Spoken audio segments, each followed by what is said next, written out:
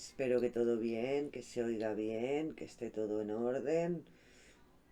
Tengo una hora de TikTok, voy a aprovechar.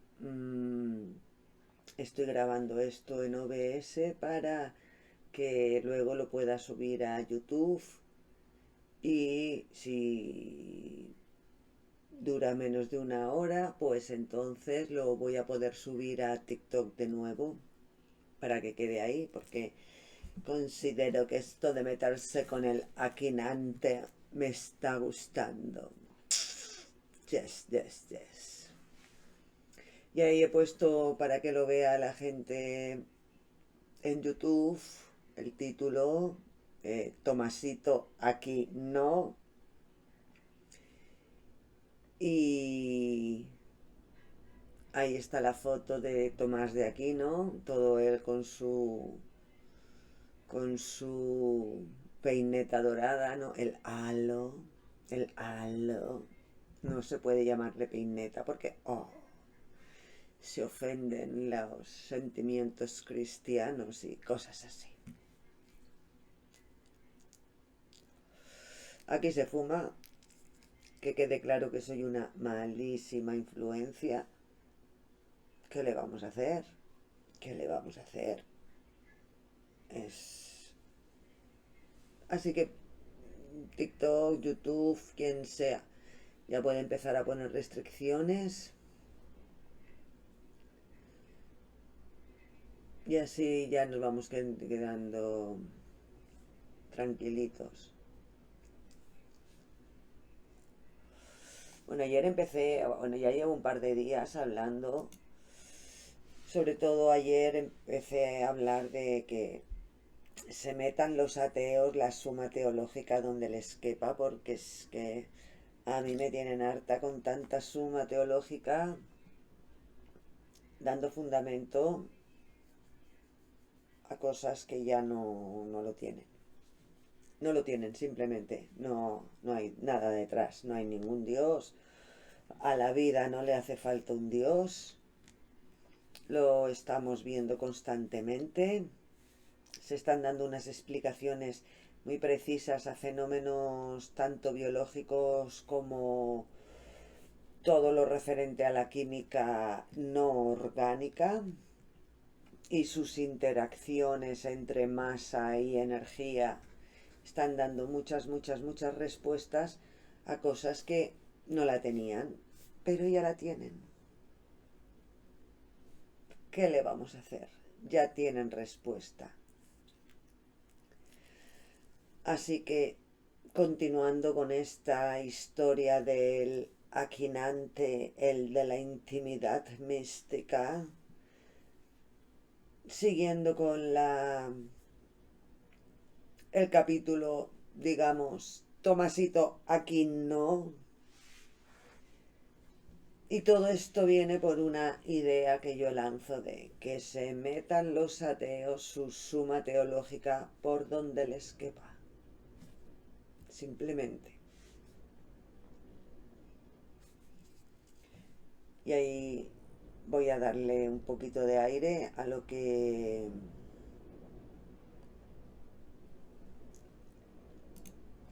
es todo lo que tiene que ver con Tomasito de Aquino. Tomás de Aquino simplemente terminó de estructurar una idea se llama la escuela escolástica, como un modelo escolar que fundamenta los dogmas y misterios de la cristiandad con la lógica de la filosofía griega, dando cuerpo filosófico al Antiguo Testamento, así como ir componiendo el Nuevo Testamento bajo el paraguas de esa lógica filosófica de la cultura clásica griega,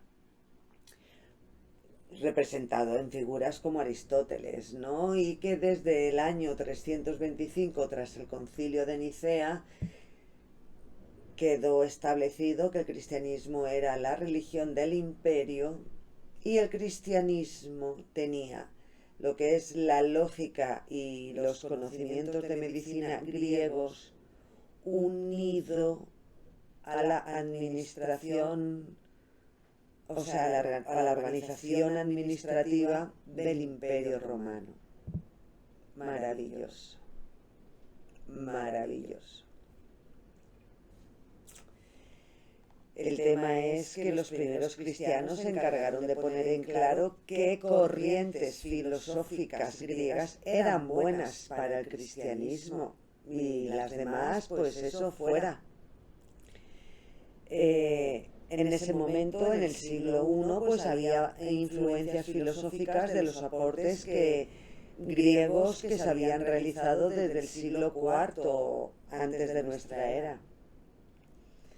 Y en el siglo I y II, pues más o menos la cosa filosófica quedaba así, ¿no? Como había gente como escépticos, estoicos, epicúreos, estoicismo medio. En el siglo I se une la cultura griega y el judaísmo. Entre el siglo I y II el escepticismo va pillando fuerza. Y en el siglo III, pues, hay una especie de neoplatonismo, ¿no? Bueno, pues los patrísticos estaban a más no poder poniendo y quitando cosas para el cristianismo. Por supuesto que a cada escrito lo llamaban palabra de Dios y así iban tirando millas a lo largo del Imperio Romano, que era muy grande, con mucha gente dentro.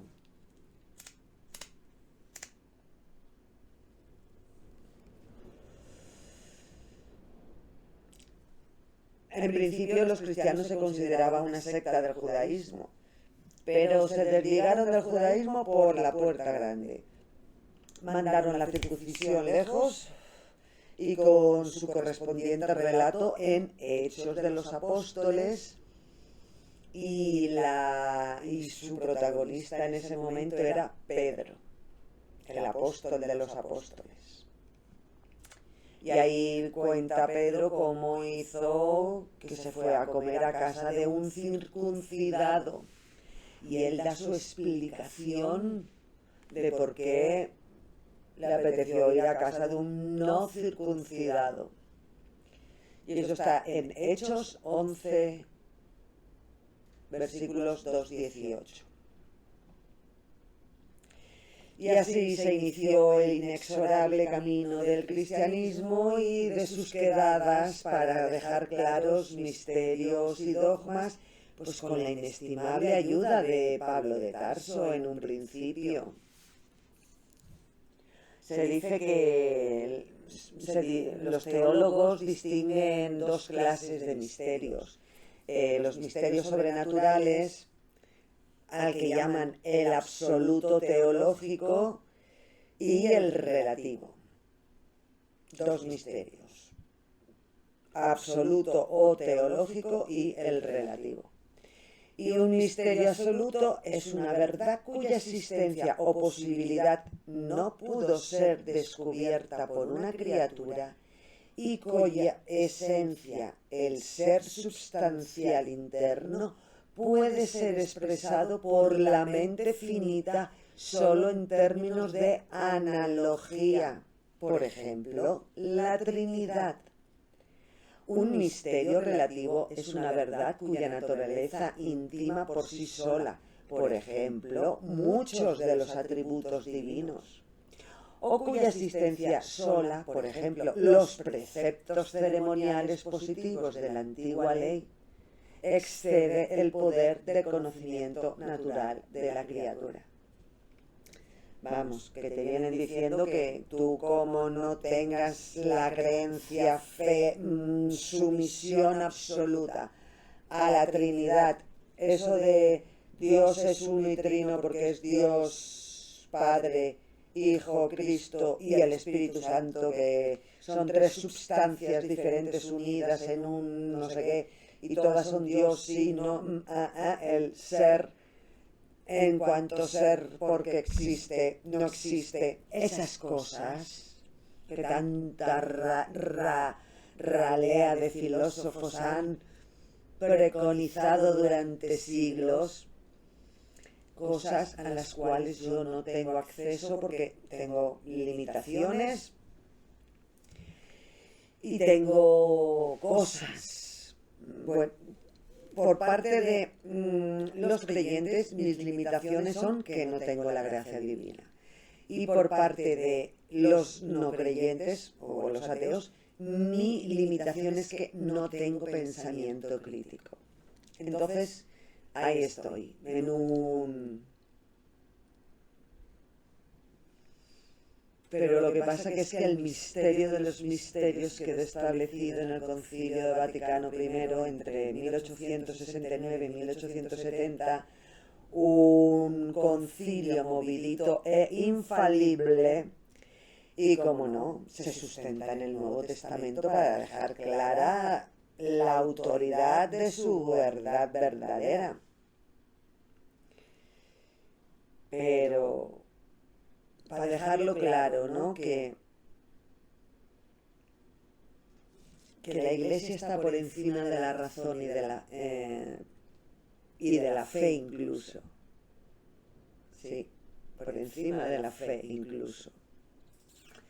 Bueno, en ese momento, en el Concilio Vaticano I, que se desarrolló entre los años 1869 y 1870, había una cosa que se llamaba la cuestión romana. La cuestión romana era una situación geopolítica que dejaba de menos, de muy, muy menos,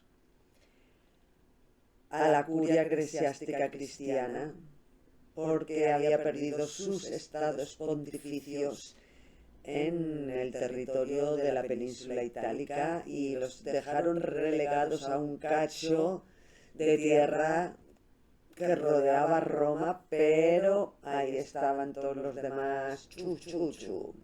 Bueno, minucias históricas que no se tienen en cuenta a la hora de establecer dogmas. A ver, recapitulando. Los cristianos de los siglos I, II y III iban poniendo y quitando herejías según les convenía. Recuerdo que herejía en un origen, en su origen griego, significa elección. Y para estos cristianos primitivos había que poner las cuestiones de sus misterios y dogmas, adecuándolas a las objeciones que se iban proponiendo, objeciones que emanaban pues desde las diversas reuniones que los mandamases tenían con gente de otras asambleas de la Iglesia de ese momento en diferentes partes del Imperio Romano, que vuelvo y repito, en ese momento era muy grande. ¿Y qué hacían? Pues iban, hablaban, escribían, intercambiaban cartas, dejaban por escrito los pros, los contras, lo porque sí, porque no, y todo esto lo lanzaban al mundo de la cristiandad como si no hubiera un mañana, vamos. Primero porque tenían la misión evangelizadora, porque Dios lo había dicho, tenían que evangelizar. Entonces empezaron a circular diversos símbolos, como el símbolo del pez, y así se identificaban entre ellos, y a partir de ahí pues empezaban a cuestionar los fundamentos de la religión cristiana. Y se llama padres de la Iglesia a todo ese conjunto de hombres machos, muy machos, que se encargaron de dejarlo claro. Eso, pues la palabra herejía como elección, es un carácter peyorativo y condenatorio en estos primeros siglos de la Iglesia, siglo I, siglo II, siglo III. El Código de Derecho Canónico que rige la vida católica lo tiene claro. ¿Eso de elección? No. Y tiene una definición diferente y adaptada a su industria religiosa.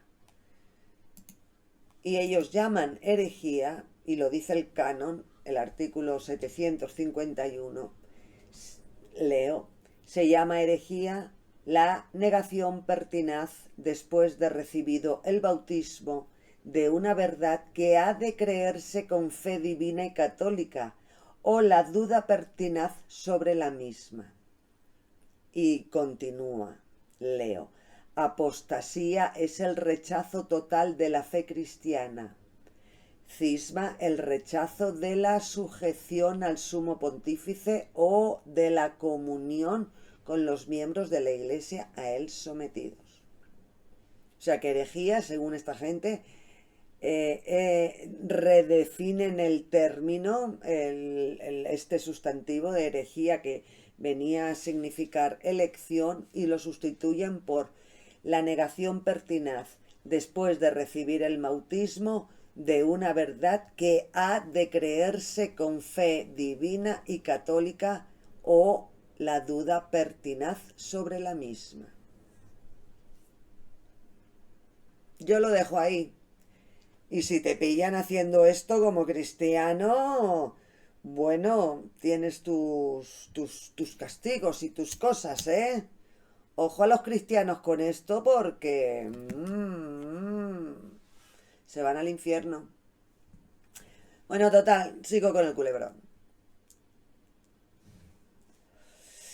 En el año 325, tras el concilio de Nicea, ya se tenía claro cómo explicar con la lógica griega, introducida a través de la convivencia con los griegos y personajes como Pablo de Tarso, y las cosas que pasan en los trasiegos comerciales que había en los pueblos de aquel momento, pues lograron de manera razonada establecer misterios que por fe debían acatarse, sí o sí. Y si no se acataba algo de eso, es porque no tienes la gracia divina y se te considera hereje. Se te manda al ostracismo. Recuerdo que a partir del 325 ya era religión de Estado el cristianismo, y un ostracismo en una religión de Estado era una cosa chunga. Se te manda al ostracismo, se te hace la vida humana imposible, mientras se le va bendiciendo para que cuando se fallezca alcance el infierno más chungo de los chungos. Todo muy novelero. Es que nos gusta más una novela que comer con las manos, de verdad. Y toda esta novela está llena de protagonistas guapos, vírgenes que hacen cosas, un hijo de virgen que ha venido a hacer cosas como salvar a los humanos de los pecados que los humanos mismos cometan. Eso sí, mantener los 10 mandamientos del Antiguo Testamento. Todo esto adquiere la gloria con una resurrección apoteósica para encontrarte a la diestra del Padre al final del juicio final. Y esa es la salvación que se le ofrece al cristiano a través de eso que han llamado arrepentimiento y perdón. Vamos, cerrada la novela. Les ha quedado monísima. Todo atado y bien atado, ¿eh? Y mientras el dogma es esa verdad revelada por Dios, verdades deducidas que el fiel cristiano católico está obligado a creer, y tiene que creer esa irracionalidad y a la vez admitir su propia imposibilidad de demostrar su veracidad debido a sus propias limitaciones humanas, y confiando plenamente en su propia fe. Todo controlado. Circulen. Maravilloso. Bueno, pues los dogmas incuestionables es la Inmaculada Concepción de María, la Santísima Trinidad y la primacía de Cristo como cabeza de la Iglesia por su reencarnación y ese tipo de cosas. Los dogmas, por quien lo quiera saber, están recogidos, los dogmas cristianos están recogidos en el Catecismo y en el Magisterio de la Iglesia, que es el custodio del dogma y de su interpretación. Y básicamente queda así. El humano linaje de Adán y Eva. El creacionismo. La salvación de las almas. Fundamentar una religión salvadora. La luz de la divina sabiduría. Una pizquita de lógica aristotélica, así como echar unos polvillos de sal. La Iglesia como esposa de Cristo y maestra de los pueblos, porque hay que dejar claro el poderío. Y la evangelización apostólica, vamos, faena por los siglos de los siglos para cualquier cristiano. La evangelización. Y total, que mientras se iban quitando durante estos siglos la filosofía de la cultura clásica griega, pues iban imponiendo argumentaciones lógicas en sus misterios, claro. El epicurismo griego lo quitaron porque a sus ojos era libertinaje. El escepticismo directamente herejía, o sea, no dudes. Y del estoicismo pillaron eso de la resignación estoica para justificar la vida de recompensas y castigos que se podrían llegar a recibir en el más allá, dependiendo de si se era buen cristiano o no. Es que no me lo puedo creer, ¿eh? Es que de verdad que es que a mí me da una risa que no sé ni por dónde empezar a reírme. No sé ni por dónde empezar. Eso sí, la lógica aristotélica sí, pero con muchos peros, porque, uy,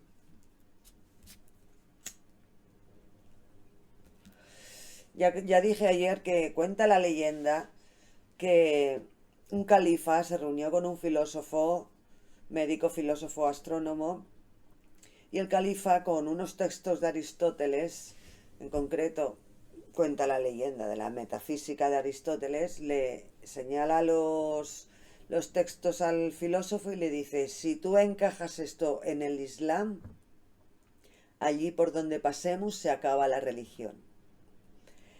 Y el filósofo médico astrónomo le dijo, mira chico, yo estoy muy cansado, déjate de vainas, pero mira, aquí está Aristóteles, él puede hacerte eso. Y Aristóteles lo hizo, ¡bumba! Directamente separó filosofía de religión, de creencias, y se esforzó para dejarlo claro, siguiendo los textos de Aristóteles en sus comentarios a Aristóteles de Averroes. Pero eso en la cultura cristiana es herejía. Cuidado. Vale, pues de la lógica aristotélica, pues ¿qué pillaban? Pues ya estaba en el ambiente cultural romano, lo que es esta cosa que va por encima de las personas cuando se vive en una cultura. Y la lógica aristotélica se manejaba de una manera que no lo percatabas, era obvio, pero no te detenías a pensar en ello. En el ambiente cultural romano y judío, desde hacía ya años. Pues eso, los procederes dialécticos habían quedado claramente establecidos desde hacía siglos. Y por supuesto Pablo de Tarso, que fue un judío con una gran cultura griega, que vio el filón del cristianismo como religión de salvación, con una buena nueva. Y yo considero que el cristianismo en estos primeros siglos, uno, dos, tres, pues iba tirando de la inercia cultural de la influencia griega, ¿no? Pero creo que la lógica se les iba acabando porque ya se cerraron a nuevas expectativas de conexiones con otras ideas. Y lo que intentaron fue que esa lógica que tenían se incrustara como garrapata en la fe. En el siglo V hubieron intentos de traducciones de textos aristotélicos, pues por ejemplo por parte de un senador romano cristiano llamado Boecio, que vivió entre 1477 y el 524. Pero había que dejar claro y por escrito la retahíla de cosas a las cuales se tiene que enfrentar un cristiano para ser buen cristiano. Así que apareció Agustín de Hipona, que vivió entre los años 354 y 430, a poner orden ahí en estos padres de la iglesia primeros, porque se estaba avanzando muy lento a ojos de esa cristiandad emergente, eso que tenían el apoyo total de todo el imperio romano, y el imperio romano era inmenso a ojos de esta gente. Y todavía quedaba sitio para ir para la India, para arriba, más allá, más arriba del Danubio, e incluso las estepas rusas, lo que hoy se conocen como estepas rusas. Había camino que hacer. Los cristianos veían un mapa muy para la evangelización y no querían rollos, pero sí querían bien estructuradito todos sus misterios y dogmas.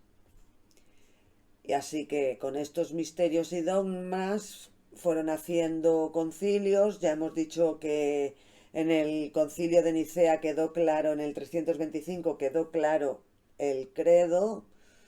Creo en Dios Padre Todopoderoso, creo en el Hijo, y le faltaba una piececita.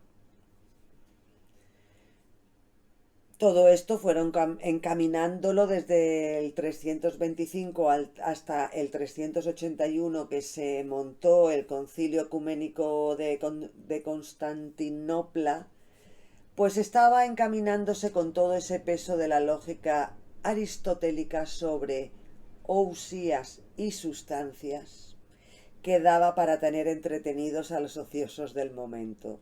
Mientras las mujeres organizaban las asambleas, ponían propiedades a nombre de la cultura cristiana, sobre todo viudas, y tenían la ayuda administrativa civil del Imperio Romano. O sea, win-win por todos sitios. Había una cosa que se le llamó la herejía arriana, que indicaba que eso de la divinidad de Jesús no estaba tan claro. Y ahí en el 325 se estableció que ya no había elección. Era cuestión de fe humana y de gracia divina someterse. Y en este concilio emplean el término homoousios para indicar que la primera y la segunda persona de la Trinidad, el Padre y el Hijo, comparten una misma sustancia llamada ousia en griego, y por tanto una misma naturaleza. ¡Hala! Ya tenían montado un misterio con la base lógica de la cultura clásica griega. Ousia en griego, y sobre todo en ese momento, significaba el ser presente. Pero es que en griego arcaico significaba algo propio, una riqueza, aquello que le pertenece a uno como propio, como un terreno, una casa o una barca. Bueno, pues Aristóteles dividió la usía primera o primaria y la usía segunda o secundaria. La primaria era concreta, la secundaria era abstracta. Y esta teoría parte, bueno, lo escribió en su teoría de las categorías, escrito por Aristóteles, como la proteousía, que es la primera de las categorías y es la entidad concreta, o lo que propiamente es. Y luego tienes la ousía secundaria, o como decía Aristóteles, la deuteraousía, que corresponde a la entidad abstracta o esencia, que viene a ser eso de lo que es, es. Pues de ahí sale esa frase. Vale.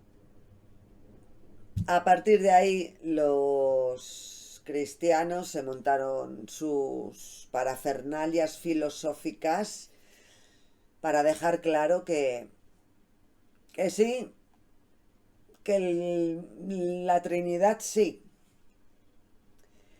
Bueno, pues en el año 381, en el concilio de Constantinopla,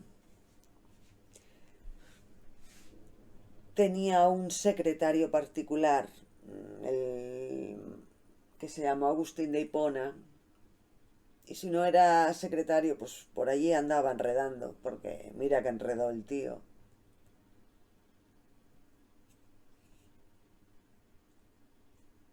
Voy a poner un ejemplo de cómo algunos cristianos se han quedado en el 325 y hoy una revista cristiana conocida en todo el planeta está reivindicando que la fecha de la Pascua, que también se habló en el concilio de Nicea, pues hay que arreglar la fecha de la Pascua para que no coincida con la Pascua judía. Bueno, pues todavía le están dando vueltas a estas cosas tan trascendentes porque es muy importante, parece ser, porque... Ah, y es muy importante, pero yo no lo comprendo, o bien porque o no tengo la gracia divina o porque no tengo pensamiento crítico. La cuestión que aquí estamos, ¿eh? En el concilio de Constantinopla de 381 se cierra el triángulo fundamentado en los juegos dialécticos que se entablaron con la palabra substancia, ousía primera, ousía segunda y lo que es, básicamente. La idea esta de substancia había sido de otro obispo, Teófilo de Antioquía, que a él le cerraba el tema de la Trinidad. Él pensaba que Padre, Hijo, Espíritu Santo estaba bien para las cosas del proceder abstracto divino. Y lo dijo en el año 170 para expresar la unión de las tres divinas personas en Dios. Lo consiguió. Se consiguió en el año 381 en el concilio de Constantinopla. Y ahí tenemos ya al colega Agustín de Hipona, que ya estaba lleno de escritos hasta las tachas. Una eminencia, un fiera, un monstruo. Escribió, bueno, sí escribió. Viajó, bueno, sí viajó. Un fuera serie, de verdad. Uf. También era muy dado a decir tú hereje fuera. Yes, yes, yes, yes. Bueno, pues ahí las cuatro primeras cosas era actas del debate con el maniqueo Fortunato, el maniqueísmo, herejía, fuera. El donatista emérito también tiene sus actas ahí. Donatista herejía fuera. O sea, el encargado de las herejías, San Agustín de Hipona. Y según los cristianos, Dios lo tiene en su gloria porque este es doctor de la iglesia y todo. Otro día hablaré de los doctores de la iglesia, que eso... Oy, oy, oy, oy. Ni Falcon crees, colega. Ni Falcon Crest. Bueno, pues la cháchara iba... Era una cháchara maravillosa, maravillosa. Por ejemplo, actas del debate con el maniqueo Fortunato. Empiezo por pone uno, Agustín dijo, yo considero ya un error lo que antes consideraba verdad. Quiero oír de tu boca si mi apreciación es acertada. Los testimonios que tanto les gusta a los cristianos. Fortunato dijo, comienzo a exponer ese error. Agustín, ante todo considero el sumo error creer que Dios Todopoderoso, en quien radica nuestra única esperanza, está sometido a violación, mancha o corrupción en cualquier de sus partes. Sé que esto lo afirma vuestra herejía, aunque no con las mismas palabras que yo he usado. En efecto, cuando se os pregunta, ¿confesáis que Dios es incorruptible y que no está sometido en absoluto a violación o mancha? Mas cuando comenzáis a exponer el resto de la... Bueno, ¿para qué continuar leyendo chorradas agustinianas? Por Dios, por Dios, por Dios. Cuando ya lo primero que... Tu herejía. Sé que esto la afirma vuestra herejía. ¿No suena como hablan los creyentes ahora? Pues que ya lo tienen ensayado desde el siglo IV, colega, y desde ahí vienen dando la murga. Bueno, la cuestión, saltamos a 1200, a 1200, al siglo XIII. El siglo XIII, que el Imperio Romano estaba muy perjudicado. La Iglesia durante estos años, estos siglos, había tenido que ir apoyando en los reyerzuelos que iban saliendo aquí y allá. Tuvo que hacer concesiones a los arrianos, que eran los godos, los visigodos y todo eso. Madre mía, eso es otra historia maravillosa que la contaré otro día. Y ahí en YouTube pueden ver el mapa de cómo estaba el tema del Imperio Romano en 1202. Pero ya no es solo el mapa, es que el Islam estaba a la cabeza de la matemática, la astronomía, la medicina, la filosofía y la jurisprudencia, entre otras tonterías. Y claro, los cristianos estaban diciendo, madre mía. Aquí tenemos el avance cristiano, cómo iba la expansión del Islam hasta llegar al siglo XIII y cómo estaba el Islam.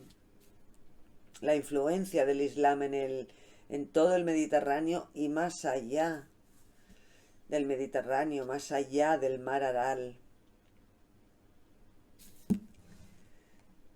Y cómo se fue moviendo el Imperio Bizantino a lo largo de los años, pues hasta el siglo XV. Todo eso lo están viendo la gente de YouTube, que he puesto un mapa.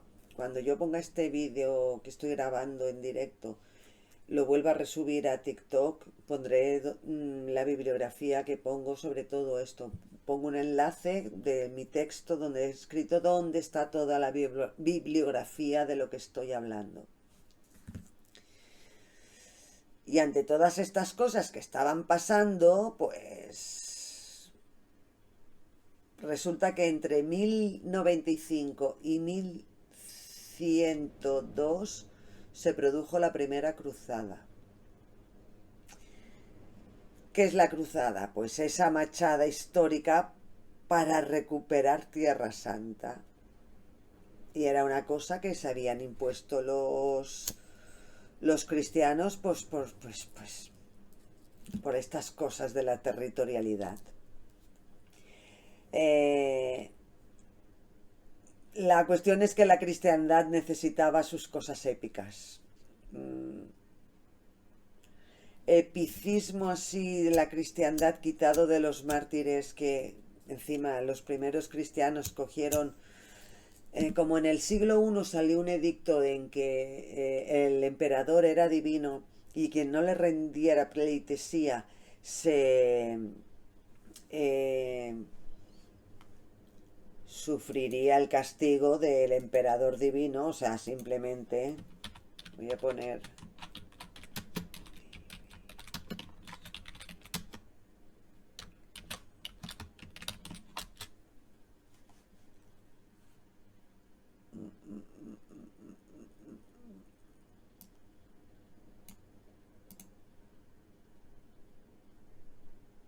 Bueno, el primer emperador romano que se tiene como emperador, porque los títulos han ido variando a lo largo de los siglos en eso que se conoce como Imperio Romano.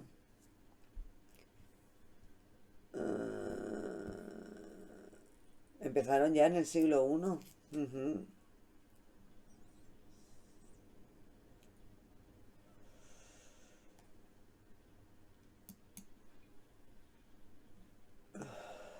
A todo esto utilizan palabras así como apostosis.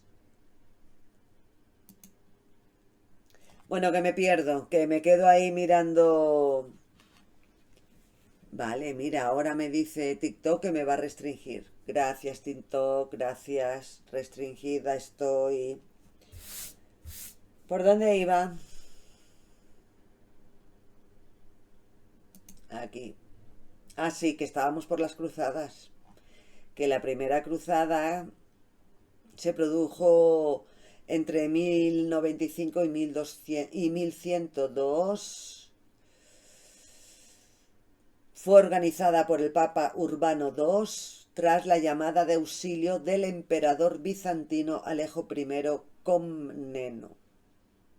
La cruzada fue un éxito y se conquistó Jerusalén por parte de las fuerzas cristianas el 15 de julio de 1099.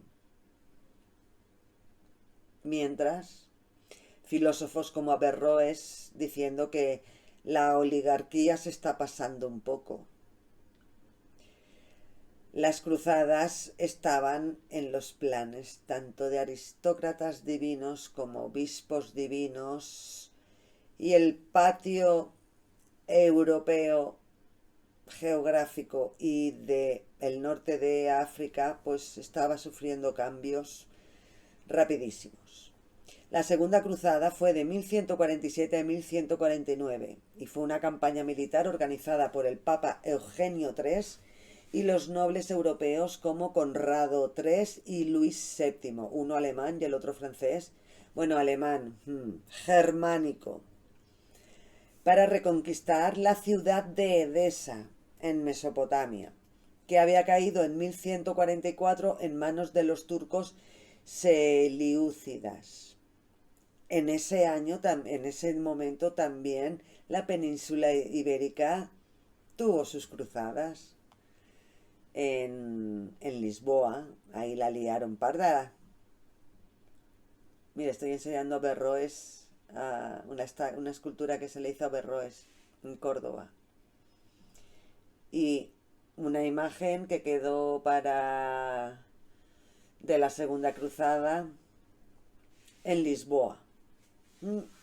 El asedio a Lisboa. Lisboa era en ese momento islámica. La tercera cruzada se hizo de 1189 a 1192 y se volvió otra vez a lanzar para volver a recuperar Jerusalén, que había caído ante Saladino. ¿Os acordáis de Ricardo Corazón de León y todas estas cosas épicas que a los cristianos tanto les gusta ensalzar? Pues mira por dónde sale. Total que no, que nada. A esta cruzada la llamaron la Cruzada de los Reyes. La cuarta cruzada fue de 1202 a 1204 y fue convocada por el Papa Inocencio III para volver a recuperar Jerusalén de los señores musulmanes. Ya aquí dieron cuenta de que eran unos inútiles. la historia dice que en una extraña combinación de errores, restricciones financieras y ambiciones comerciales venecianas, el objetivo terminó siendo Constantinopla, la capital del Imperio Bizantino y la ciudad cristiana más grande del mundo, que fue saqueada el 12 de abril de 1204. Constantinopla fue despojada de sus riquezas, reliquias y obras de arte, y el Imperio Bizantino se dividió entre Venecia y sus aliados. Esta cuarta cruzada ganó así su infame reputación como la más cínica y lucrativa de todas las cruzadas. Las cosas del negocio de la guerra promovidas desde el epicentro cristiano. Pero eso no te lo cuentan los cristianos porque, ay, no tiene nada que ver con la fe divina. No, no. Sigo. El Papa Inocencio III montó la Quinta Cruzada en el año 1215, durante el Cuarto Concilio de Letrán. Esta cruzada se inició en 1218 y por el Papa sucesor, que fue Honorio III. La cruzada fue dirigida por Andrés II, que era el rey de Hungría de ese momento, que aspiraba a ser nombrado emperador de Constantinopla. Leopoldo VI, duque de Austria, Juan de Brienne, rey del Reino de Jerusalén, y Federico II, emperador del Sacro Imperio Romano Germánico. Ya se habían unido los bárbaros con los romanos en ese momento. Parece ser que en ese momento pues los conflictos de intereses se solventaban a base de cruzadas, ¿no? Porque la séptima, porque la que acabo de leer era la sexta cruzada, la séptima cruzada se inició entre los años 1248 y 1245. El Papa Inocencio en 1245, pues en otro concilio en Lyon, se encuentra con Luis IX de Francia. Este Luis IX de Francia, después de su muerte, sería canonizado como San Luis, ojo, porque era muy fanático de las cruzadas y quería ir de cruzadas el hombre. Y sí, la lideró la cruzada, la séptima, y después de 4 años, en 1254, sin recursos económicos, Luis IX le ordenó a sus soldados que emprendiesen el regreso a Europa. Pero es que para ese momento, este rey, Luis IX, ya había terminado los arreglos en las ciudades cruzadas y también había conseguido la liberación de todos los prisioneros cristianos. Y dijo, venga, para casa, ya, esto ya le hemos sacado provecho. Y ya está. Se fueron para casa. Voy a poner el mapa en YouTube de las diversas cruzadas que se hicieron, las 7. Los señores de la guerra, ¿no? Con sus correspondientes ciencias y artes, ingenierías, ejércitos y todas estas machadas que tanto les gusta a los escolásticos, ¿no? Así que parece ser que dejaron de jugar a las cruzadas durante un tiempito y mientras ya había nacido Tomás de Aquino y entre los años 1265 y 1274, año de su fallecimiento, pues escribió la Suma Teológica. Y ahí ha quedado, la Suma Teológica, como una losa encima. ¡Chof! Bueno, un poquito de biografía de Tomás de Aquino. Ahí también en el texto lo tengo. Un poquito de cotilleo por la madre. Esto sí que lo voy a poner porque a mí un chismecito, ojo, un chismecito viene de Catholic.net. O sea, voy a leer lo que pone ahí. No me voy a inventar nada, pero es un chisme. No deja de ser un chisme. ¿Qué le vamos a hacer? Las cosas de la vida. El chisme empieza con un prototipo de intransigencia. Teodora, madre de Santo Tomás, como ciertos padres a lo largo de los siglos, no tenía de la libertad un concepto demasiado elevado. Por no decirle, esta mujer no tenía la gracia divina. La hicieron santa, a la mujer la hicieron santa. Hombre, después de toda la faena que se marcó el Tomás de Aquino, que no hicieran santa su mujer. Bueno, pues la ponen como prototipo de intransigencia porque la mujer no quería que Tomás de Aquino fuera cura, quería que casarse con una familia porque, ojo,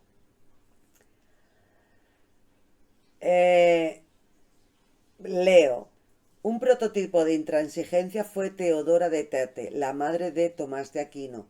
Teodora provenía de una ilustre familia, los Caraccioli, y llevaba en las venas, junto con la sangre ilustre, la energía indomable de los jefes normandos Guiscardo, Bohemundo y Tancredo. Era prima de los Hohenstaufen y estaba emparentada, por tanto, con el mismísimo emperador Federico II. Vamos a ver, con ese currículum vitae familiar, y el hijo se le quería hacer cura. No me fastidies, que tenían el Sacro Imperio Romano, germano, a sus pies. Bueno, aquí dicen, leo, sea como fuere, la falta de aceptación de la voluntad de Dios sobre los hijos revela la carencia de un auténtico sentido cristiano, aunque se argumentan razones cristianas. O sea que le dice, quizá Teodora se consolase pensando que lo que ella perseguía era un hijo abad mitrado, y esa ilusión de madre insatisfecha quizá oscureciese en su mente un deber de cristiana, el respeto a la libertad de sus hijos. ¿Se pueden decir más hijoputeces con palabras tan rebuscadas? Me encanta la lógica aristotélica cristiana, me encanta. Bueno, ya me he cansado del chismecito este. Seguimos. Y espero que no pasarme del tiempo de una hora.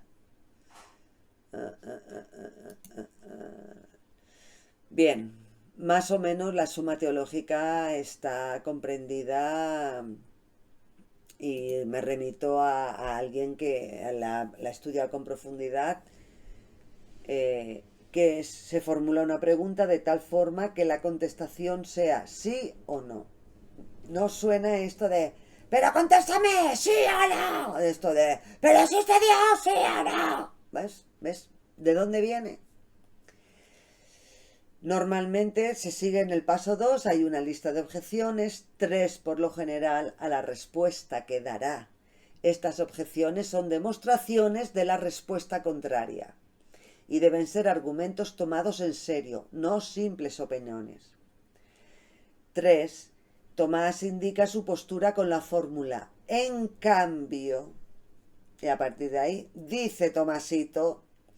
El breve argumento suele proceder de una fuente de autoridad, ojo, es decir, de las Sagradas Escrituras. Oh, fuente de autoridad. De ahí sale la fuente de autoridad de Tomasito. Por eso Tomasito aquí no. La cuarta parte, la solución o respuesta que constituye el cuerpo del artículo, es la parte en la que Santo Tomás demuestra su propia postura añadiendo aclaraciones de fondo. Claro, no se te queden así deshilachado. Y la quinta es la refutación de las objeciones antes propuestas, señalando dónde se equivoca cada objeción, distinguiendo lo que es verdad de lo que es falso en cada objeción. Básicamente, Eso es la Suma Teológica, 1000 páginas del PDF así. El tema es que la escolástica ya se inició antes del medievo y fue la corriente teológica y filosófica del cristianismo, asentada en la época medieval europea, que dicen concilió la fe en los dogmas católicos con el saber de los escritos de los filósofos griegos clásicos, de modo que fe y revelación divina pues pudieran comprenderse y armonizarse. Ojo a la palabra, armonizarse. La armonía. Eso era lo importante. Y parece que a ojos de la cristiandad, Tomás de Aquino consiguió la armonía entre filosofía y fe. Algo que Averroes había dicho, mira colega, lo separas de entrada y a partir de esa separación hablamos. Pero eso no. Armonizar la filosofía significaba que había que someter la filosofía a la fe para cumplir la gloriosa misión de la Suma Teológica. Por eso digo que se metan los ateos la Suma Teológica donde les quepa. Simplemente. Partiendo de la base que la Suma Teológica tiene de autoridad la Biblia y la patrística. Entonces, ¿qué me estás contando, chaval? ¿Qué me estás contando? Y las 5 vías famosas, tomistas, que es la culminación de la irracionalidad ya por excelencia. Es la obra cumbre del Tomasito Aquino. Y vuelvo, repito, prefiero que si a mi pareja le da una crisis existencial de esas, que le dé por leer la Suma Teológica antes de que se compre una moto y se estampe por ahí. Pues si quiere estamparse, que se estampe con la Suma Teológica. Por lo menos no voy a tener que invertir tiempo ni recursos cognitivos para sacarlo de la estampación de la moto, porque seguro que se come 3 meses de pierna en alto porque le ha entrado su crisis existencial. Y de esta forma tenemos todo lo que supone las crisis existenciales machunas a lo largo de los milenios. En fin, que me enrollo. Y las 5 vías basadas en Aristóteles viene a ser un compendio de presuntos argumentos filosóficos a priori,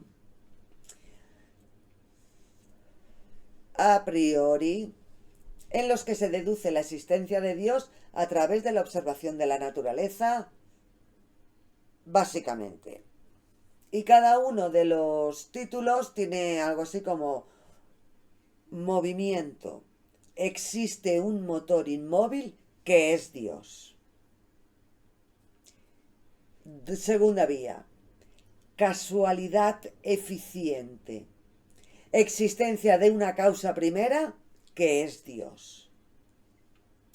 Tercera vía.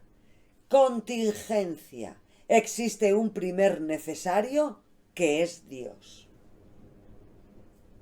Cuarto, grados de perfección o grados de libertad, que dice que el primer y máximo ente es Dios. A mí ya me está entrando hasta urticaria. Y la quinta vía, que es orden, finalidad, supremo director del universo, inteligencia ordenadora, que es Dios. Así que, y en estas cosas de la filosofía se plantea así el tema de la Suma Teológica. En la Suma Teológica, obra escrita para quienes se inician en el estudio de la teología, el Aquinante presenta 5 vías para demostrar la existencia de Dios. Cada una de ellas es independiente